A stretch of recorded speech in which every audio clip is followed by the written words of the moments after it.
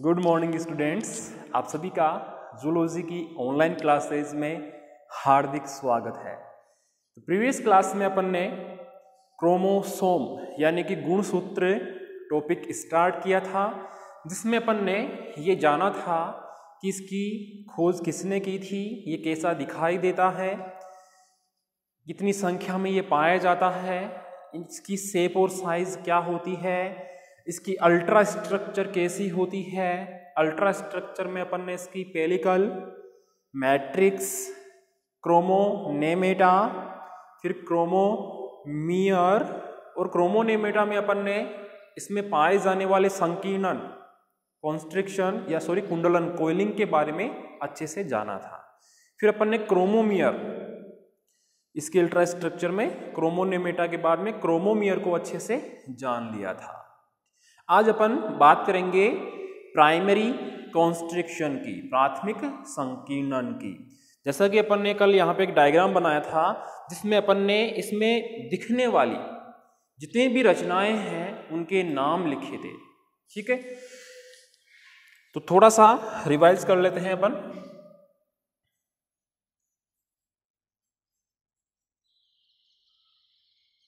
Topic जो चल रहा था अपने वो था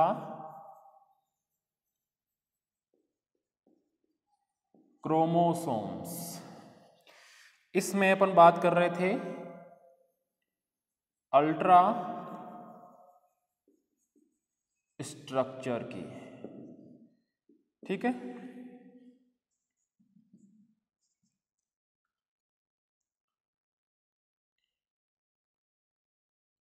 अल्ट्रा स्ट्रक्चर में अपन ने फर्स्ट नंबर पे बात की थी तनुत्वक की, जिसे बोल रहे थे पेलिकल। फिर सेकेंड नंबर पे अपन ने बात की थी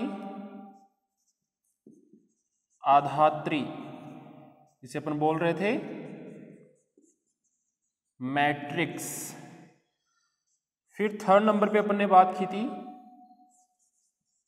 क्रोमोनेमेटा।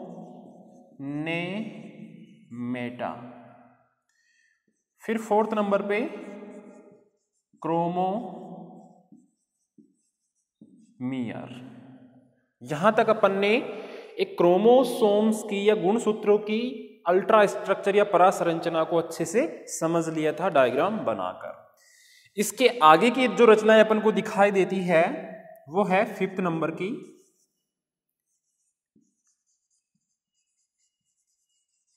प्राइमरी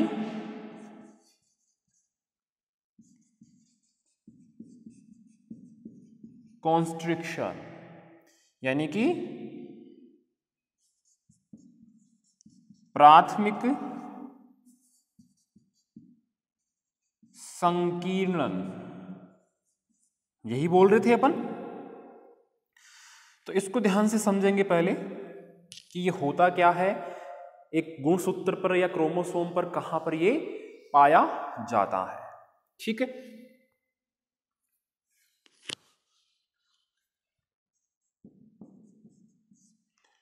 तो ध्यान से सुनना। जैसा कि अपन ने कल इसका डायग्राम बनाया था, तो उसमें अपन ने देखा था कि जो प्राइमरी कॉन्स्ट्रिक्शन है वह गुणसूत्र पर या क्रोमोसोम्स पर पाया जाने वाला एक ऐसा केंद्र होता है जहां पर गुणसूत्र कुछ संकरा या दबा हुआ दिखाई देता है। कैसा दिखाई देता है?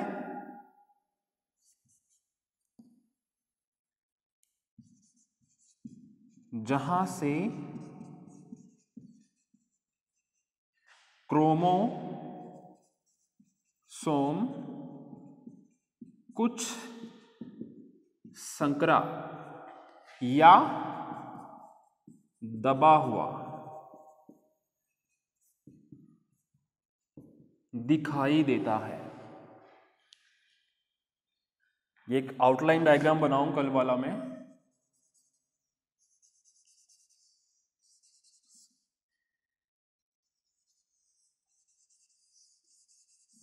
ऐसा डायग्राम बनाया था अपन ने, जिसमें ये तो था इसका सैटेलाइट, ये था न्यूक्लियोलस,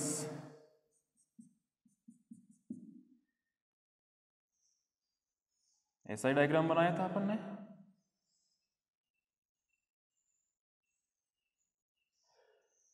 ये लो, इसमें ये वाला भाग अपन बोल रहे थे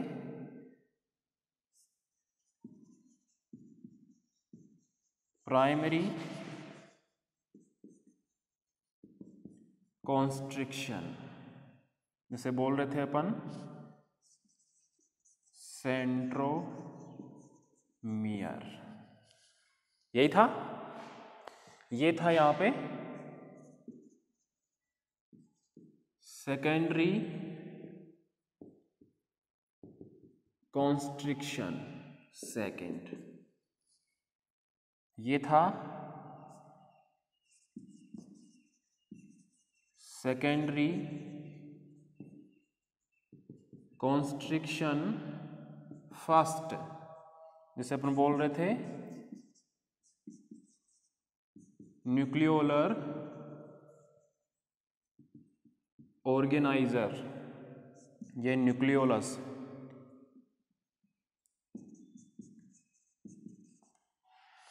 यही था, ठीक है। तो मैं ये कह रहा हूं कि क्रोमोसोम्स की पूर्ण बॉडी पर एक केंद्र ऐसा होता है जहां पर वह कुछ सकरा, यहां पे कुछ सकरा है और दबा हुआ दिखाई देता है। यह कोशिका विभाजन की मेटाफेज एवं एनाफेज अवस्था में आसानी से देखा जा सकता है। कौन सा भाग? ये वाला भाग। आसानी से कौन कौन सी अवस्थाओं में? मेटाफेज और एनाफेज। मेटाफेज एंड एनाफेज में आसानी से इस संकरे या दबे हुए भाग को अपन देख सकते हैं। यह अल्प रंजित क्षेत्र होता है, अल्प रंजित क्षेत्र होता है, यानी कि ये कम अभिरंजित क्षेत्र होता है ये वाला भाग। इसे ही अपन क्या बोलते हैं? प्राइमरी कॉन्स्ट्रिक्शन या प्राथमिक संकीर्णन। समझ में आ गया? अपन को पता चल चुका है कि गुणसूत्र की कंप्लीट बॉडी पर कुछ संकरा या दबा हुआ भाग दिखाई देता है जो कोशिका विभाजन की मेटाफेज और एनाफेज अवस्था में आसानी से स्पष्ट रूप से दिखाई देता है। यह अल्प रंजित क्षेत्र होता है। इसे प्राइमरी कॉन्स्ट्रिक्शन या प्राथमिक संकीर्णन कहा जाता है। यहां तक समझ में आया? ठीक है, फिर आगे समझना। यह विशिष्ट गुणसूत्र पर यह विशिष्ट क्षेत्रों पर पाए जाते हैं, यानी कोई स्पेशल क्रोमोसोम है उस पर यह प्राइमरी कॉन्स्ट्रिक्शन भी स्पेशल क्षेत्रों पर ही मिलेंगे।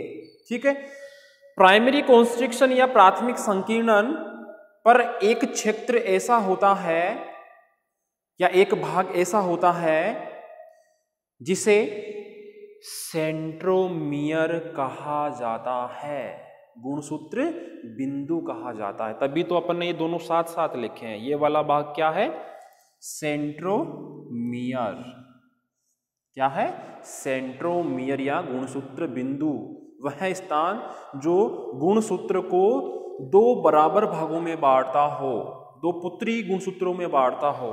एक तो ये वाला भाग हो गया और एक ये वाला भाग हो गया। तो मैं कह रहा हूं कि जो प्राथमिक संकीर्णन है उस पर एक स्पेशल क्षेत्र होता है जिसे सेंट्रोमियर कहा जाता है, गुणसूत्र बिंदु कहा जाता है। इसी को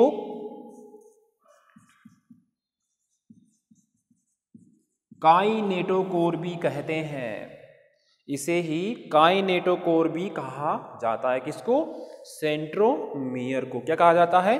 काइनेटोकोर भी कहा जाता है। यहां तक समझ में आया? ये था अपना प्राइमरी कॉन्स्ट्रिक्शन, प्राथमिक संकीर्णन। इसमें ही जो सेंट्रोमियर का जिक्र हुआ है अभी अपने जस्ट, इसको और अधिक क्लियरली समझेंगे अपन।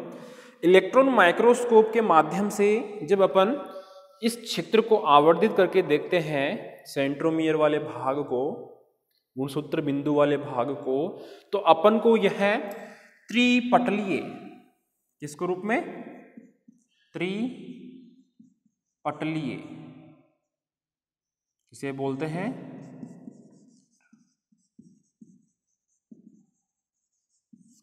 ट्राइलेमिनार, त्रिपटल या 3 परतों से मिलकर बना हुआ ये भाग अपन को दिखाई देता है। कौन सा भाग, सेंट्रोमियर वाला भाग, जिसमें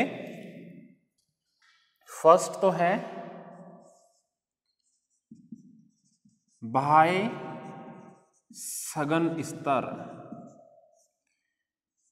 दूसरा स्तर है मध्य कम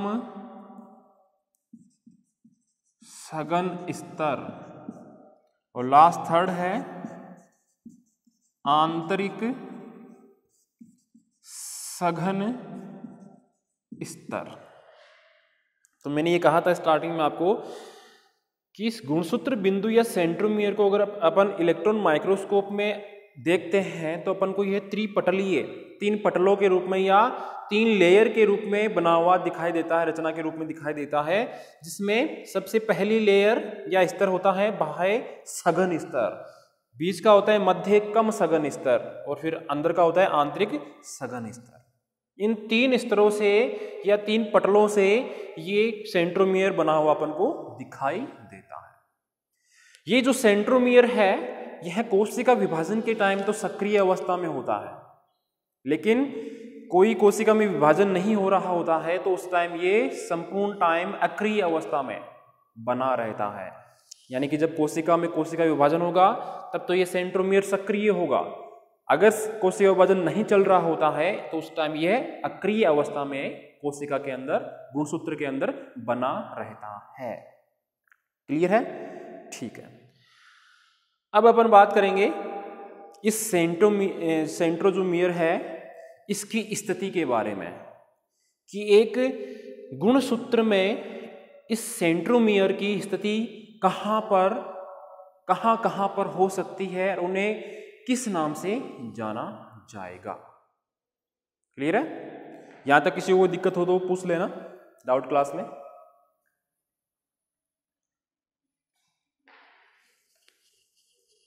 अब अपन बात करेंगे किसकी, सेंट्रोमियर की पोजीशन की, स्थिति की।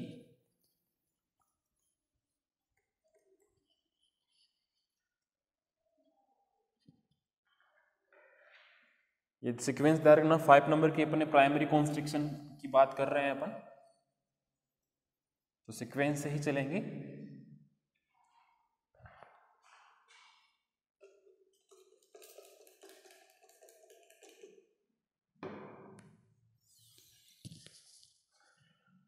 इसी में अपन को पॉइंट ऐड करना है प्राइमरी कॉन्स्ट्रिक्शन में ही।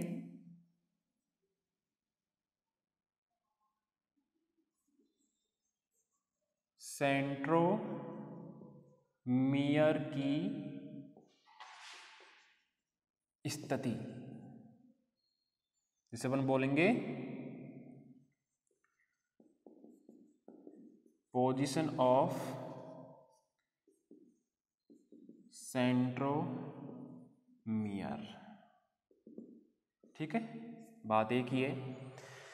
तो एक गुणसूत्र में या क्रोमोसोम में सेंट्रोमियर या गुणसूत्र बिंदु की स्थिति कहां कहां पर हो सकती है, उनको ध्यान से समझेंगे डायग्राम बनाकर।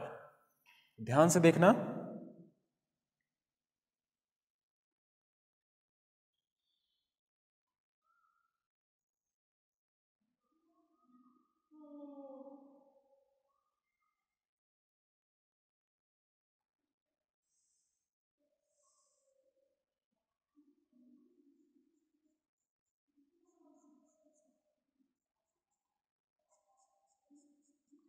कुछ समझ में आ रहा होगा इसको देख के आपको।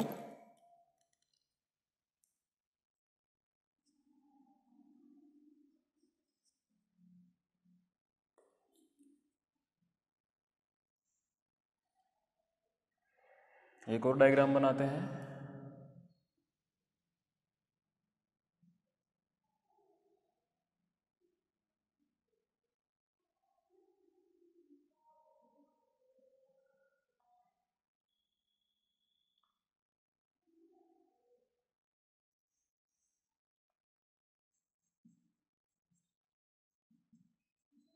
एक और बनाते हैं।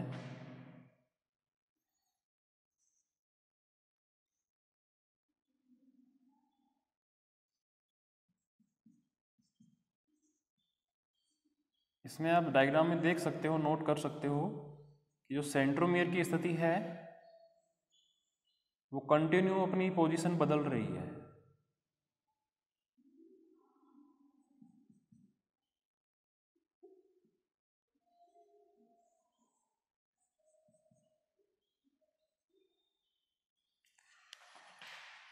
इसमें जो मैं रेड रेड बीच में शो कर रहा हूं गोला सा, वो है सेंट्रोमियर। क्या है? सेंट्रोमियर। इसमें अपन देख सकते हैं कि सेंट्रोमियर की जो स्थिति है वो क्रोमोसोम के बीच सेंटर में है। ये क्या है? सेंट्रोमियर। तो ऐसी अवस्था को बोलेंगे, ऐसी पोजीशन को बोलेंगे अपन मध्य केंद्रकी, यानी केंद्रक जो है वो मध्य में है, इसे बोलते हैं मेटा सेंट्रिक। तो सेकंड है वो है उपमध्य केंद्र की, उपमध्य केंद्र की, जिसे बोलते हैं सब मेटा सेंट्रिक। यानी कि इस वाले गुणसूत्र में सेंट्रोमियर की स्थिति बीच में थी, फिक्स बीच में थी, इसीलिए इसको क्या नाम दिया गया? मध्य केंद्र की या मेटासेंट्रिक। फिर दूसरे क्रोमोसोम में अपन देखते हैं कि सेंट्रोमियर की स्थिति पहले की बीच की अपेक्षा थोड़ी नीचे होती है, यानी कि यहां पे आ गई, तो ये वाला भाग छोटा दिख रहा है अपन को, तो इसलिए इसको लिखा है उपमध्य केंद्र की या सब मेटासेंट्रिक। तीसरे डायग्राम में अपन देख रहे हैं कि जो सेंट्रोमियर है वह बीच में न होकर थोड़ा और नीचे की ओर खिसक गया है, इसे अपन बोलेंगे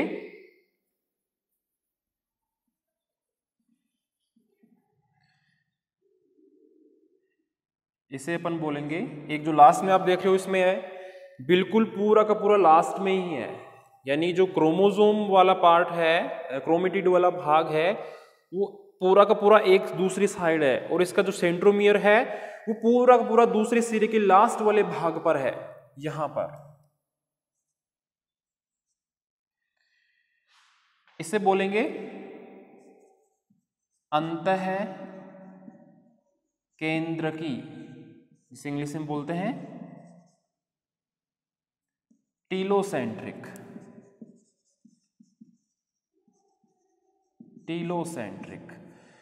और इस वाले को बोलेंगे एक्रोसेंट्रिक, यानी कि इसे बोल रहे हैं अंतः केंद्र की, यानी केंद्रक अंतः अंदर की ओर लास्ट भाग में है। यह एक्रोसेंट्रिक, यानी कि शीर्ष केंद्र की, शीर्ष केंद्र की। तो अपन ने सेंट्रोमियर की पोजीशन या स्थिति को जाना है जो 4 प्रकार की अपन को दिख रही है, जिसमें पहले में अपन देख रहे हैं गुणसूत्र में, तो इसमें बीच में मध्य में है, इसीलिए इसको मेटासेंट्रिक या मध्य केंद्र की पोजीशन बोल रहे हैं। फिर दूसरे गुणसूत्र में अपन को थोड़ी नीचे की ओर दिखाई दे रही है सेंट्रोमियर की स्थिति, इसीलिए अपन को इसको उपमध्य केंद्र की या सब मेटासेंट्रिक अवस्था या पोजीशन बोल रहे हैं। फिर तीसरे में अपन देख रहे हैं कि जो सेंट्रोमियर है उसकी स्थिति दूसरे क्रोमोसोम की अपेक्षा फिर से थोड़ा नीचे की ओर है, इसीलिए इसको बोल रहे हैं एक्रोसेंट्रिक। लास्ट वाले में अपन देख रहे हैं कि जो सेंट्रोमियर है वो पूरा का पूरा शीर्ष पर है, लास्ट में अंत में है, इसीलिए अपन बोल रहे हैं इसको अंतः केंद्र की या टीलोसेंट्रिक अवस्था। ठीक है, ओके। एक थोड़ा सा अपने बीच में सेंट्रोमियर का रह गया था। सेंट्रोमियर का ये जो वाला पार्ट है, अगर इसको अपन आवर्धित करके देखें, जिसको मैंने कहा था कि ये त्रिपटलीय रचना के रूप में दिखाई देता है, तो कैसा दिखाई देगा?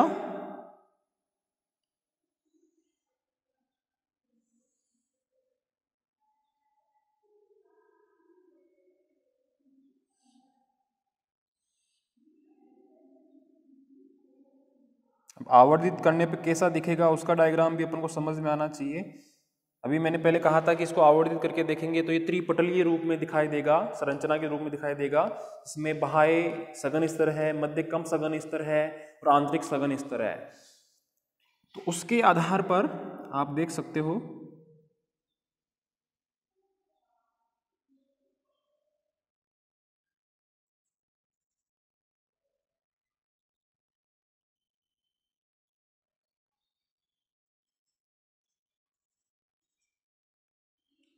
एक तो ऐसा दिख सकता है। एक और डायग्राम बनाए अपन।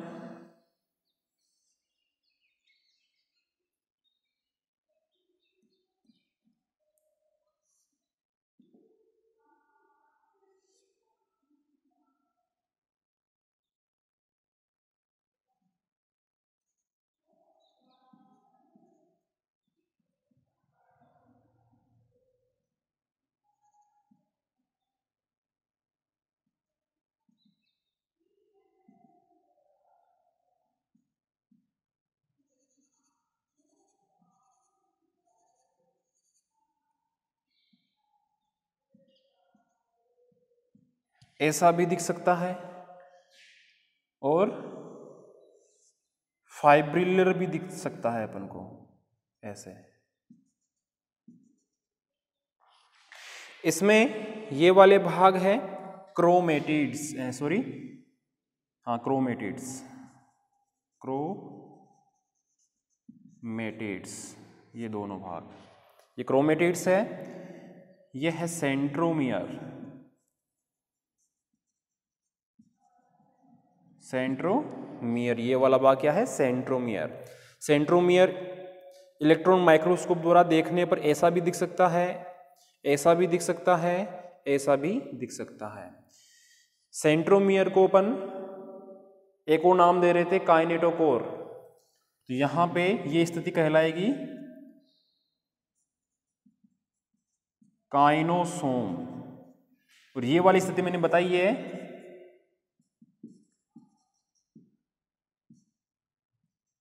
फाइब्रिली, यानी फाइबर से बनी हुई दिख रही है, ये वाली फाइबरी फाइबर दिख रहे हैं। इसमें अपन देख सकते हैं कि ये काइनोसोम जैसी दिख रही है, इसमें ये सेंट्रोमियर की सामान्य स्थिति दिख रही है। तो अपन यहाँ पे देख सकते हैं 3 प्रकार के गुणसूत्रों में, 3 प्रकार के क्रोमोसोम्स में एक गुणसूत्र किस प्रकार या किस किस पोजीशन में उपस्थित हो सकता है। यहाँ पे देख सकते हैं कुछ अलग ही स्थिति में है, यहाँ कुछ अलग ही स्थिति में है, और यहाँ पे पूरी डिफरेंट स्थिति है, इसीलिए फाइबर जैसी दिख रही है, इसलिए फाइब्रिली नाम दे दिया है इसको। और यहाँ पे सेंट्रोमियर को काइनोसोम काइनेटोकोर भी बोलते हैं, इसीलिए इसको नाम दे दिया काइनेटोसोम। ठीक है, तो ये सब अपन को कब दिखाई देगा? जब अपन गुणसूत्र का जो प्राइमरी कॉन्स्ट्रिक्शन है इस वाले भाग को आवर्धित करके इलेक्ट्रॉन माइक्रोस्कोप में देखेंगे तो अपन को ऐसी रचनाएं दिखाई देगी। कुछ गुणसूत्र में ऐसा दिखेगा सेंट्रोमियर, कुछ में ऐसा दिखेगा, कुछ में ऐसा दिखेगा। फिर अगर स्थिति की बात करें तो स्थिति ये हो सकती है, मेटासेंट्रिक हो सकती है, सब मेटासेंट्रिक हो सकती है, एक्रोसेंट्रिक हो सकती है और टीलोसेंट्रिक हो सकती है। क्लियर है यहां तक? ठीक है, ये अपन ने प्राइमरी कॉन्स्ट्रिक्शन की बहुत अच्छे से बात कर ली है और उसमें ही अपन ने सेंट्रोमियर की स्थिति को भी आसानी से समझ लिया है डायग्राम बनाकर। ये सारे के सारे डायग्राम आपको मेंशन करना है नोट्स में भी। ठीक है, अब अपना रह जाता है ओनली सेंट्रोमियर के कार्य, क्योंकि सेंट्रोमियर अपन जो स्टडी करते हैं सेंट्रोमियर की, वो अपन को पता है कि सेंट्रोमियर प्राथमिक संकीर्णन है वहीं पर स्थित होती है, इसीलिए इन दोनों की स्टडी भी अपन साथ साथ कर रहे हैं। इसलिए जरूरी ये भी है कि जो सेंट्रोमियर है, जो गुणसूत्र बिंदु है, उसके क्या कार्य है। तो क्या कार्य हो सकते हैं सेंट्रोमियर के? अपन ये जानते हैं कि सेंट्रोमियर एक गुणसूत्र को एक क्रोमोसोम को 2 बराबर भागों अर्थात डॉटर क्रोमोसोम्स में विभाजित करता है। जानते हैं?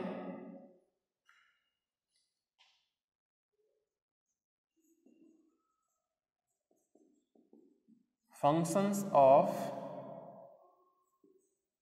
सेंट्रोमियर। फर्स्ट है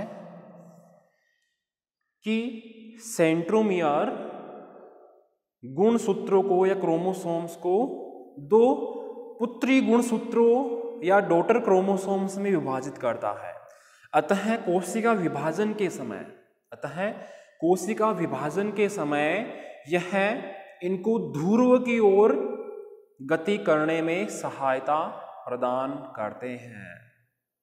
क्योंकि अपन जानते हैं कि जब कोशिका विभाजन होता है तो विपरीत ध्रुवों की तरफ गुणसूत्र गमन करना या जाना स्टार्ट कर देते हैं, तो उनको ध्रुव की ओर जाने में यह सेंट्रोमियर सहायता करते हैं, हेल्प करते हैं। तो एक तो कार्य ये हो गए इनका। दूसरे कार्य की बात करें तो यह तर्कुतंतु, कोशिका विभाजन के समय तर्कुतंतु निर्माण में एवं संगठन में सहायता करते हैं। दूसरा वर्ग क्या हो गया? सेल डिवीजन के टाइम तर्कुतंतु, जिन्हें बोलते हैं स्पिंडल फाइबर्स, के निर्माण एवं संगठन में हेल्प करते हैं। दूसरा वर्ग क्या हो गया? पहला वर्ग क्या बताया अपन ने कि यह सेंट्रोमियर किसी गुणसूत्र को 2 समान भागों या पुत्री गुणसूत्रों में बांटता है। तो अतः कोशिका विभाजन के समय यह गुणसूत्रों के विपरीत ध्रुवों की ओर गमन करने में सहायता करते हैं। तो ये 2 कार्य हैं सेंट्रोमियर के या गुणसूत्र बिंदु के, जो अपन को पता होने चाहिए, क्योंकि ये क्वेश्चन 1 नंबर में पूछ सकता है अगला कि सेंट्रोमियर के कार्य बताइए। अगर अपन को अच्छे से अभी यहाँ पता चल गया तो अपन आसानी से वहां पे इनको प्रदर्शित कर सकते हैं। ठीक है, तो इस तरह से अपने ये जो प्राथमिक संकीर्णन था, प्राइमरी कॉन्स्ट्रिक्शन, गुणसूत्र की अल्ट्रा स्ट्रक्चर में 5 नंबर की संरचना, उसको अपन ने बहुत अच्छे से डिटेल में समझ लिया है। अब नेक्स्ट क्लास में अपने आगे की रचना जो होगी द्वितीयक संकीर्णन, प्राथमिक संकीर्णन की तो अपन ने बात कर ली, अब बात करेंगे अपन द्वितीयक संकीर्णन की। जो द्वितीयक संकीर्णन, एक तो ये रहा फर्स्ट नंबर का और सेकंड नंबर का ये रहा, इन दोनों के ऊपर विस्तार पूर्वक अपन चर्चा करेंगे। ठीक है, इस क्लास में इतना ही। धन्यवाद।